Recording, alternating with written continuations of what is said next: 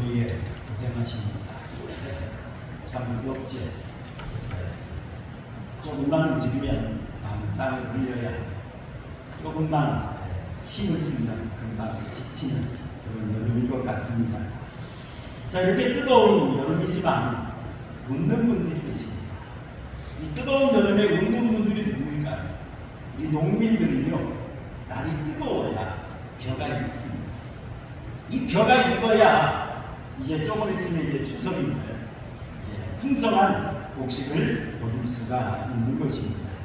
이렇게 뜨거운 날이지만 때로는 힘든 날이지만 풍성한 곡식을, 풍성한 열매를 거두는 걸 기대한다면 또한 즐거움을 우리가 잘 이겨낼 수 있을 것 같습니다.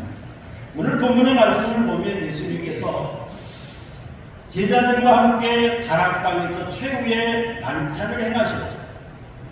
그리고 이제 십자가 사역을 앞에 놓기, 그 사역을 감당하기 위해서 겟세마네 동산으로 가는 과정에서 주신 말씀이 바로 오늘 포도나무 비유의 말씀임을 볼 수가 있습니다. 이 비유에 보면 농부는 하나님을 가리킵니다. 그리고 포도나무는 예수님을 가리키고요. 가지는 우리 성도들을 가리키는 걸 볼 수가 있습니다.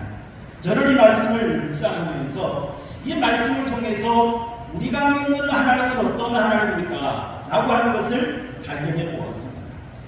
여러분, 우리가 믿는 하나님은 어떤 하나님이냐면 우리가 하나님 앞에 풍성한 열매를 맺기를 기대하고 계시는 하나님이다라고 하는 걸 발견할 수가 있었어요. 하나님께서는 우리를 바라볼 때 풍성한 열매를 맺기를 기대합니다. 여러분, 여러분들의 자녀들을 바라볼 때 어떤 마음을 가지십니까? 여러분들의 자녀들을 바라보면서 새벽마다 기도할 때에 우리 자녀들이 잘 되길 기도하잖아요. 우리 자녀들이 공부도 잘하고 시험도 잘 합격해서 원하는 것을 이루는, 그리고 세상의 많은 사람들에게 유익을 끼치는 그런 멋진 사람 되기를 여러분 얼마나 기대하고 계십니까? 여러분, 그런 것처럼 하나님께서 나를 향하십니다. 하나님께서 나를 바라보실 때 나를 향한 하나님의 마음도 그렇다는 사실을 여러분 믿으시기를 바랍니다.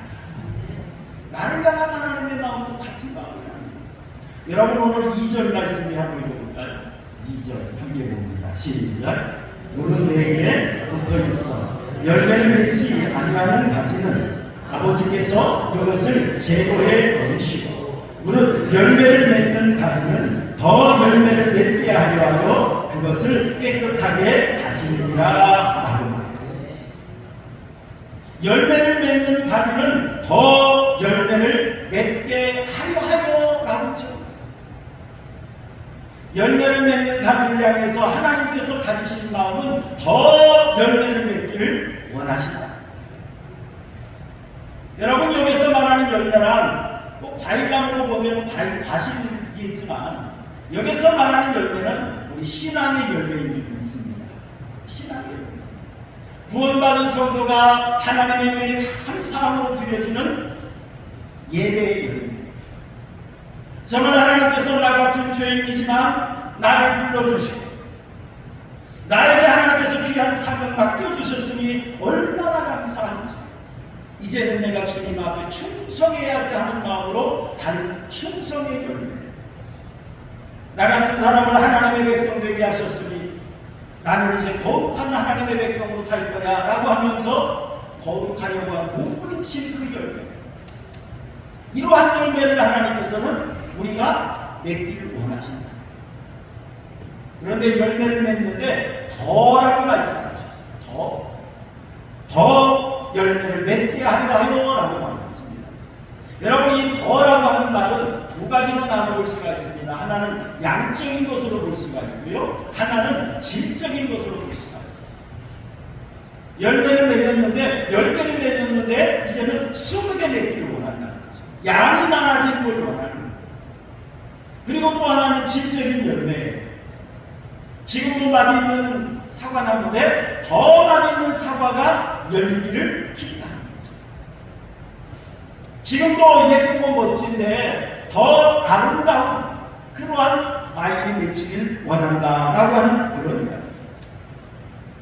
여러분, 이처럼 하나님께서는 더 열매를 맺게 하려 이렇게 말씀하셨습니다. 이런 열매를 맺도록 하나님은 힘쓰신다. 내가 주님 안에 신앙이 아름다운 열매를 맺도록 하기 위해서 하나님은 역사하고 계신다, 이런 말입니다. 여러분, 그렇다면 하나님께서 우리가 신앙의 열매, 풍성한 또한 아름다운 열매를 맺도록 하기 위해서 하나님은 어떻게 역사하고 계실까라고 하는 걸 우리는 2절에서 또한 발견해 볼 수 있습니다. 여러분, 하나님께서는 어떻게 하시느냐면 깨끗게 하신다라고 하는 걸 말씀하고 있습니다. 우리 2절을 다시 한번 볼까요? 2절 말씀 다시 봅니다. 시작. 물은 내게 붙어 있어 열매를 맺지 아니하는 가지는 아버지께서 그것을 뭐하여 버리시고 제거해 버리시고 라고 말했던 걸 볼 수가 있습니다. 여러분, 과일나무에 열매를 맺지 않는 가지는 필요가 없습니다. 그렇지 않습니까? 과일나무이기 때문에 열매를 맺는 가지가 되어야 돼요. 열매를 맺지 아니하는 가지는 괜히 영양분만 빼앗아 먹을 뿐입니다. 다른 가지에게, 열매를 맺는 가지에게 해를 끼칠 뿐입니다. 그래서 여러분, 농부들은 봄이 되면 뭘 하죠? 가지치기를 합니다. 가지치기를 합니다. 그래서 꼭 영양분이 가야 할 가지, 영양분이 가야 할 그 열매, 그걸 생각하면서 가지 하나를 잘라도 숙고하면서 자르는, 그게 바로 여러분 농부의 마음 아니겠습니까? 여러분, 봄이 되면 꽃이 많이 핍니다. 그런데 농부들은 그때쯤 되면 뭐 합니까? 밭에 나가서 뭘 따요? 꽃을 따요. 꽃을 따요. 꽃이 예쁘니까 그냥 놔두고 바라봐야지, 그것이 아닙니다. 열매를 맺을 그 꽃만 남겨놓고 나머지는 다 따요. 그래야 과일이 커지는 거예요. 과일이 더 맛있어지는 거예요. 그리고 여러분, 이제 열매가 점점 익어가면 농부들이 또 뭐 하는 줄 아십니까? 잎사귀를 따줍니다. 왜 잎사귀를 따줍니까? 과일이 햇빛을 잘 받아야 당도가 높아요. 그런데 잎사귀가 많아서 햇빛을 가린다면 맛있지가 않습니다. 그러다 보니까 농부들은 또 잎사귀도 따집니다. 가수원 바닥에 잡초가 많으면 영양분을 뺏기잖아요. 그럼 이제 제초 작업도 해줍니다. 그런 모습을 볼 수가 있습니다. 여러분, 이처럼 과일나무가 풍성한 열매를 맺도록 하기 위해서 농부들은 힘써 애씁니다. 불필요한 것들은 다 제거해버려요. 정말 우리가 하나님 앞에 믿음의 열매, 신앙의 열매, 풍성히 맺도록 하기 위해서 하나님께서 우리에게 주신 귀한 도구가 있습니다. 그게 뭐냐면 여러분, 하나님의 말씀이라는 것입니다. 우리 히브리서 4장 12절 우리 한번 볼까요? 히브리서 4장 12절 함께 봅니다. 시작. 하나님의 말씀은 살아있고 활력이 있어 좌우의 날선 어떤 것보다도 예리하니 혼과 영과 및 관절과 골수를 찔러 쪼개기까지 하니 또 마음의 생각과 뜻을 판단하나니 라고 말씀하셨습니다. 하나님의 주신 이 말씀은 이 세상의 어떤 검보다도 더 예리한 말씀 검이라고 말씀하고 있습니다. 이 말씀을 가지고, 이 말씀의 검을 가지고 뭐합니까? 우리의 혼과 영과 관절과 골수를 찔러 쪼개기까지 합니다. 마음의 생각과 뜻을 판단하나니 라고 말씀드리고 있습니다. 이는 성도가 온전해질 수 있도록 하나님께서 우리의 잘못된 것들을 하나하나 제거해 나아가는 수술용 칼과 같이 하나님이 사용하신다. 여러분, 우리가 생활을 하다 보면 어떻습니까? 나도 모르게 내가 더럽혀질 때가 있습니다. 나도 모르게 내가 변질될 때가 있습니다. 항상 그래서 우리는 하나님의 말씀 앞에 우리 비춰봐요. 이 말씀으로 나에게 적응해봐요. 아, 내가 이 말씀을 잊어버렸구나. 내가 이 말씀에서 벗어났구나. 내가 이 계명을 범하고 말았구나.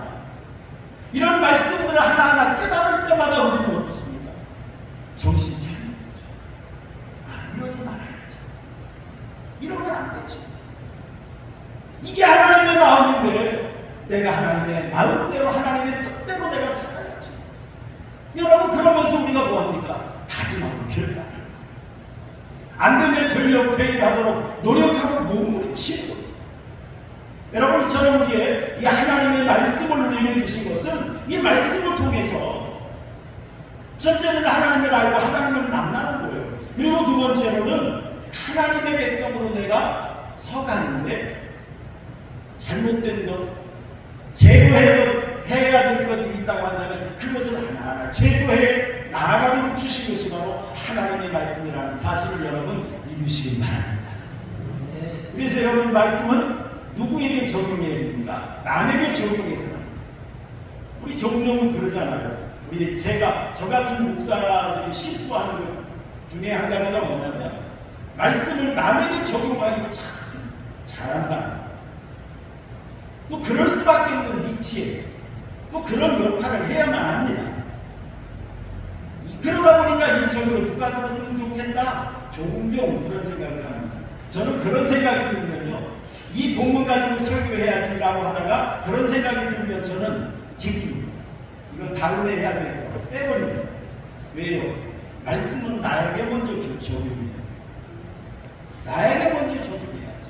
이거 누가 들었으면 좋겠다 그러면 그때부터 설교가 쉬는 설교다. 말씀은 사랑하는 마음으로 전해요. 영혼을 사랑하고 영혼을 잘되게 하기 위해서 말씀을 주어야 되는 것이지, 그것이 회초리가 되어서는 안 돼요. 물론 때로는 회초리가 필요합니다만 회초리도 사랑이 바탕이 되어야 회초리입니다. 여러분, 하나님의 말씀은 나에게 오는 적용해야 돼요. 하나님이 나에게 주신 말씀이죠. 내가 이렇게 살아야지. 여러분, 그리할 때 우리가 하나님 앞에 바로 서가게 되는 이유가 있습니다. 하나님께서는 열매가 잘 되도록 하기 위해서 어떻게 합니까? 불필요한 것들은 다 제거해버리시는 그런 모습을 볼 수가 있습니다.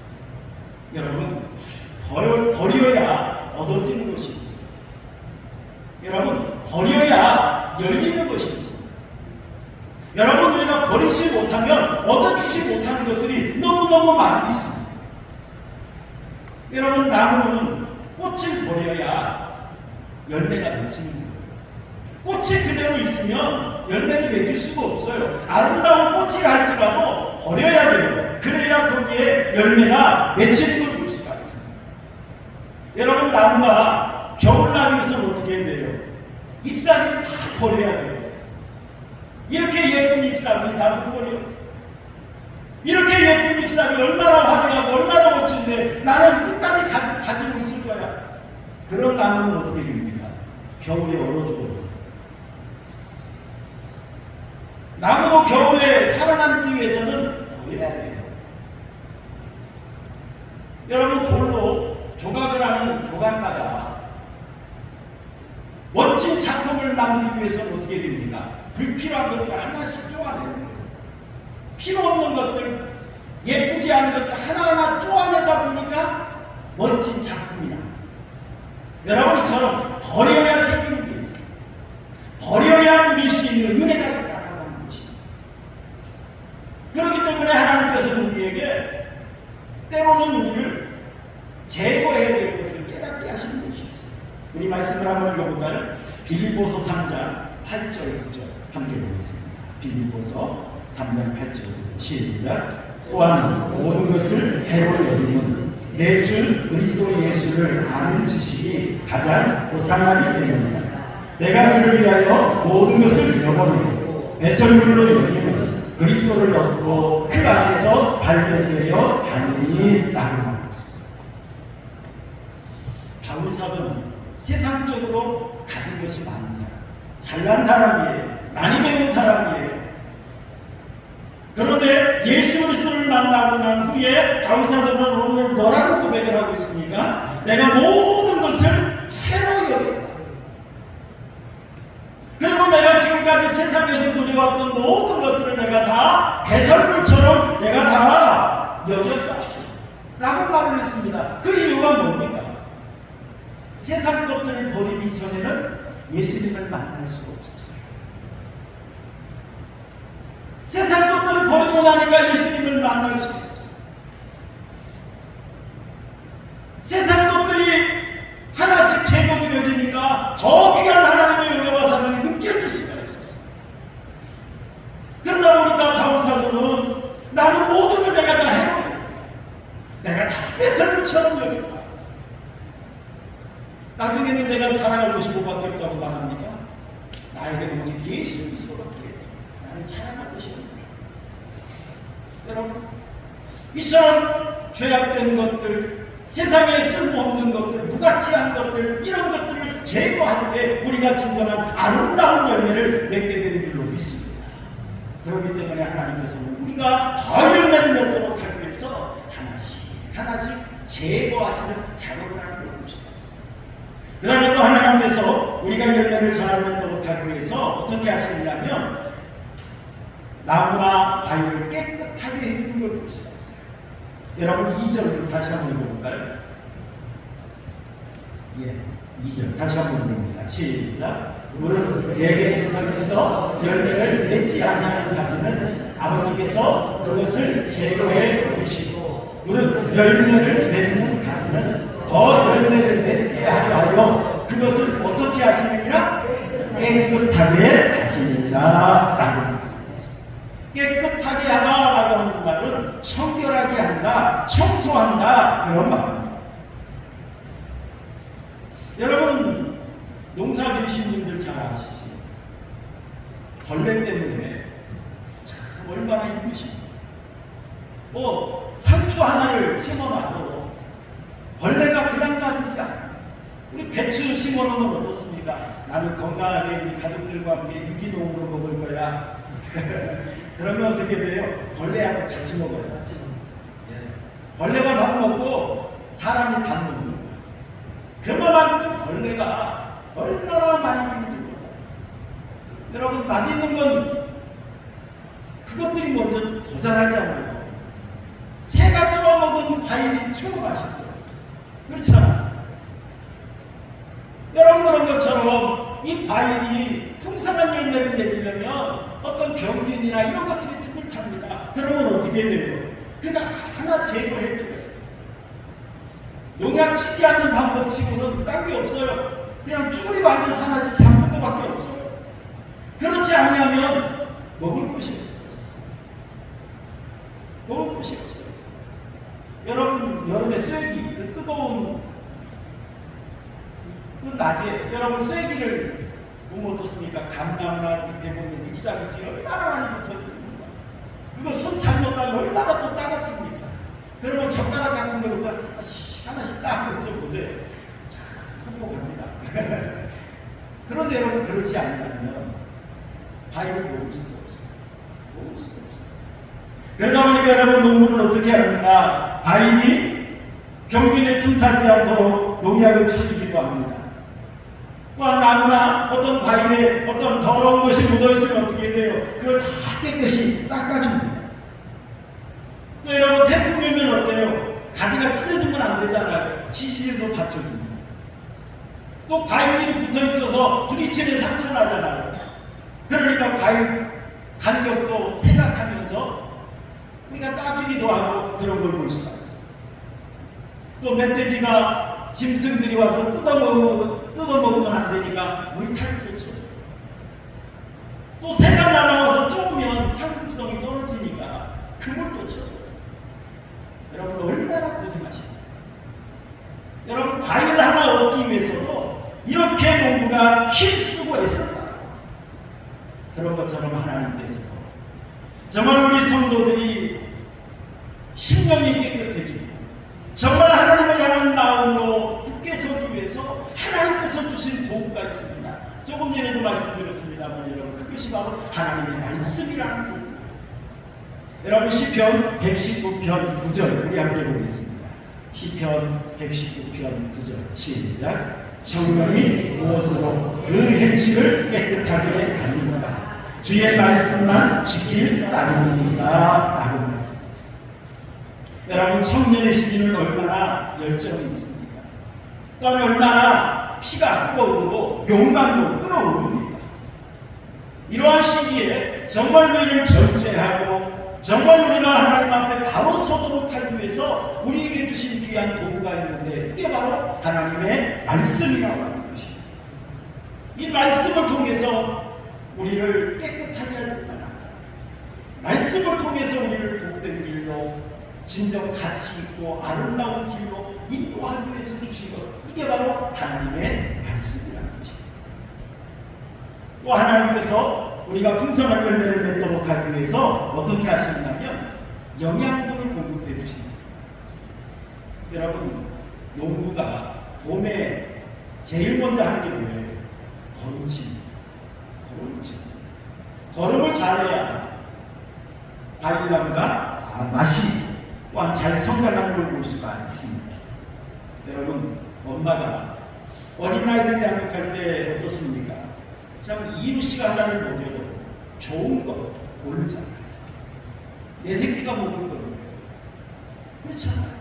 내 새끼가 먹을 건데 얼마나 사랑하는 마음으로 이유식 하나를 해도 얼마나 골라요. 혹이라도 유해물질은 없는가, 혹이라도 좀 나쁜 것은 들어있지는 않는가, 얼마나 생각하면서 애지중지하면서 먹을 거 하나라도 해요. 고릅니까? 여러분, 하나님께서 정말 우리에게, 우리 성도들이 영양분을 공급받고 정말 건강한 성도로 성장하기 위해서 하나님께서 우리에게 주신 것이 바로 이게 하나님의 말씀이다. 여러분, 디모데전서 4장 6절 한번 읽어볼까요? 디모데전서 4장 6절 시작. 네가 이것으로 형제를 깨우치며 그리스도 예수의 좋은 일꾼이게 믿음의 말씀과 네가 따르는 좋은 교훈으로 양육을 받으리라 라고 말씀하셨습니다. 성도들을 양육하는데 믿음의 말씀, 좋은 교훈, 이것으로 양육하라 라고 바울사도는 영적 아들 디모데에게 권면했던 걸 볼 수가 있습니다. 여러분, 이처럼 우리가 하나님의 귀한 말씀을 가지고 살 때에 우리 죄악된 것을 제거할 수 있습니다. 하나님의 말씀을 우리가 붙잡고 살 때 그 말씀의 능력 안에서 우리가 복된 길을 갈 수가 있고요. 이 말씀 안에서 우리가 영적으로 성장해 갈 수가 있습니다. 하나님께서 이처럼 우리 성도들이 아름다운 열매를 맺는 성도가 되도록 하기 위해서 하나님은 힘쓰고 애쓰십니다. 우리 성도들이 하나님의 귀한 아름다운 열매를 맺는 그런 능력 있는 성도가 되게 하기 위해서 이렇게 시간마다 하나님의 말씀을 주신다는 사실입니다. 여러분, 이 하나님의 귀한 말씀을 날마다 굳게 붙잡으시고 이 말씀을 사모하는 것, 이 말씀 안에서 진정한 풍성한 열매를 맺는 우리 성도님들의 삶이 되시기를 주님의 이름으로 축원합니다. 여러분, 왜 우리가 열매를 맺어야 할까요? 우리가 열매를 맺는 분명한 목적이 있어요. 여러분, 오늘 8절 한번 읽으시죠. 8절 말씀 함께 읽습니다. 시작. 너희가 열매를 많이 맺으며 내 아버지께서 영광을 받으실 것이고 너희는 내 제자가 되리라. 너희가 열매를 많이 맺으면 누가 영광을 받으십니까? 하나님께서 영광을 받으신다 라고 말씀하셨습니다. 여러분, 1993년에 7월부터 1994년 9월까지 1년 2개월에 걸쳐서 전라남도 영광군을 거점으로 6명의 폭력배라고 해야 될까요? 범죄 조직이 구성이 되면서, 그게 우리가 잘 아는 지존파라고 하는 그러한 범죄 조직이었습니다. 그래서 이들은 5명을 살해하고 사람의 고기를 먹었다고 그러죠. 참 이런 모습을 볼 수가 있는데, 그들은 돈 많은 사람들을 아주 싫어했어요. 그 당시에, 요즘에는 그렇게 좋은 차는 아닙니다만 그 당시에 그랜저를 타고 다니면 최상급으로 인정하는 그런 시대였어요. 아무런 상관도 없는데 그래서 그랜저 타고 다닌다는 것 때문에 그 사람들을 납치해서 돈을 빼앗고 사람을 죽이고, 그런 조직의 그게 바로 이 지존파였던 걸 볼 수가 있습니다. 그때에 이 지존파 중에 이 김기환이라고 하는 김현양이가 산이라고 김현양이라고 하는 이 사람이 있는데 뭐라고 했느냐면 내 어머니요 내 손으로 못 죽이게 한입니다. 그렇게 말할 정도로 사람 죽이는 거 그냥 뭐 파리 목숨 파리 죽이듯이 그렇게 생각하니까 그런 사람이었습니다. 그 당시 얼마나 세상을 참 떠들썩하겠던 그러한 범죄 저질이었는지 몰라. 그런데 여러분 이런 사람들이 교도소에서 복음을 듣고 변화하고 있습니다. 그 당시에 김현양이라고 하는 이 사람은 교도소에서 30년 이상을 전도했습니다. 사랑의 교회 성도들이 가서 사랑의 교회 성도들이 가서 교도소에서 복음을 전할 때 그 복음을 듣고 예수 믿었습니다. 교도소에서. 그리고 30년 이상을 전도하고요. 자신에게 영치금이 들어오면 그 영치금을 가지고 성경을 살렸다. 주위의 사람은 예수 믿겠다고 하는 사람들에게. 그리고 자기가 신고 다니는 하얀 운동화가 있는데 그 운동화 양쪽에다가 성경 구절을 쓰고 다니는 점. 이 마지막에는 이렇게 변화가 되었다고. 내 어머니 내 손으로 못 죽인 것이 산이라고 했던 그러한 어떻게 보면 짐승 같은 사람입니다. 하나님을 만나니 이렇게 변화가 되죠. 어찌 보면 세상 사람들이 볼 때는 뭐 진정으로 받아들이지 않을 수도 있습니다. 정말 감옥에서 하나님을 만나 죽으면서 할렐루야 외치면서 죽었다라고 하는 그런 이야기입니다. 여러분 이런 모습을 볼 때 어떻습니까? 우리 하나님의 역사가 얼마나 놀라운 것인지를 우리는 발견해 볼 수가 있다는 거죠. 정말 우리 성도들이 가서 복음을 전하고 그 전도의 열매를 맺어갈 때 우리 하나님께서 영광받으십니다. 정말 우리 성도들이 가는 곳곳마다 아름다운 열매를 맺을 때 여러분들로 인하여 하나님께서 영광받을 수 있기를 주님의 이름으로 축원합니다.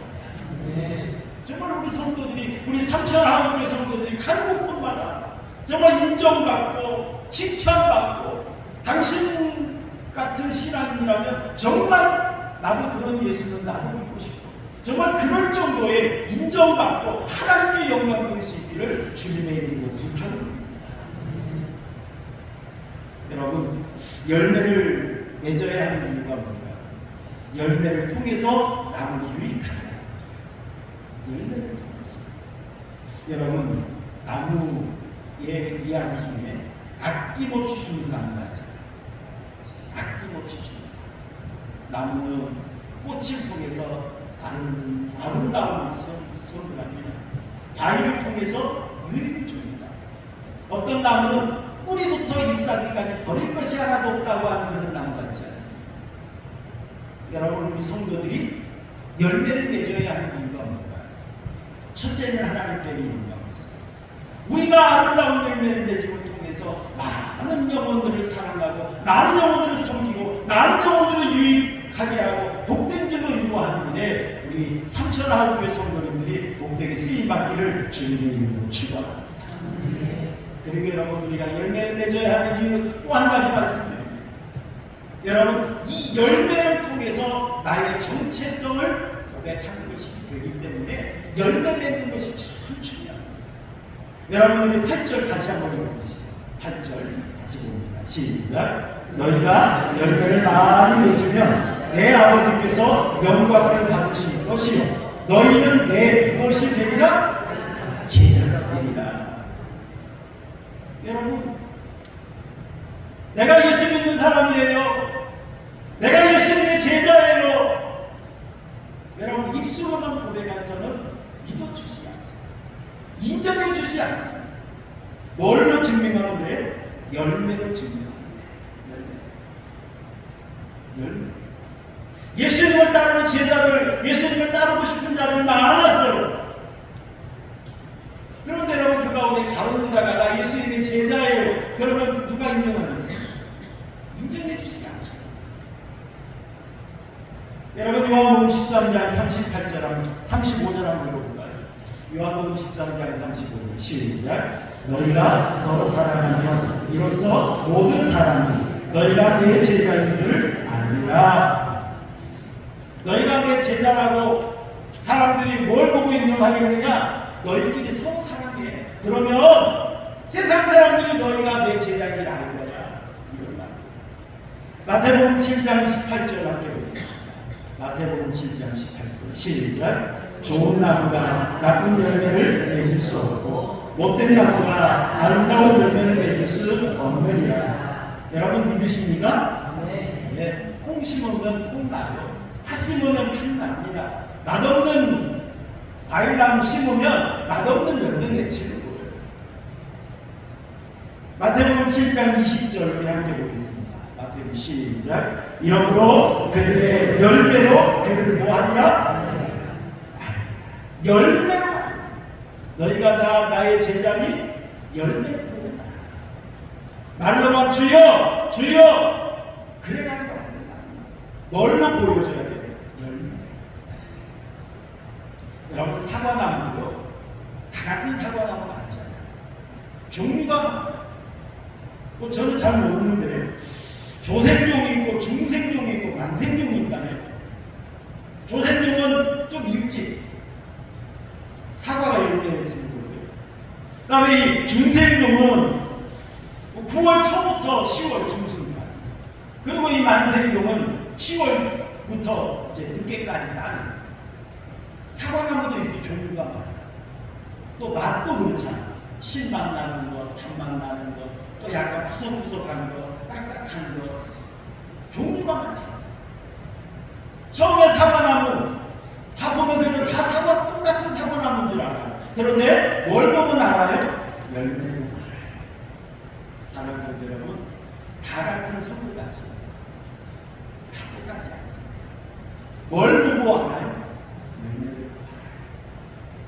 진짜인지 가짜인지, 정말 그 믿음이 살아있는지 아니면 죽었는지 뭘 보면 알아요? 사랑으로 상처하고 계셔 하나님께서 우리를 향한 마음이 있습니다. 그게 뭔지 아십니까?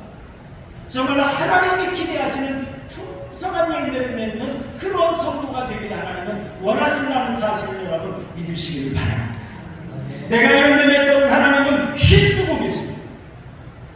내가 열매 맺도록 잘못된 것, 부족한 필요 없는 것들은 제거해 주시고 때로는 청결하게 하시고 영양분도 공급해 주시고, 여러분 이건 하나님의 마음과 뜻을 정말 하나님의 귀한 은혜 가운데 아름다운 열매 맺음으로 인해서 하나님께는 영광 돌리고 세상 사람들에게 내가 참 제자라는 사실을 증명해 나가는 우리 성도님들의 삶이 되시기를 주님의 이름으로 축원합니다.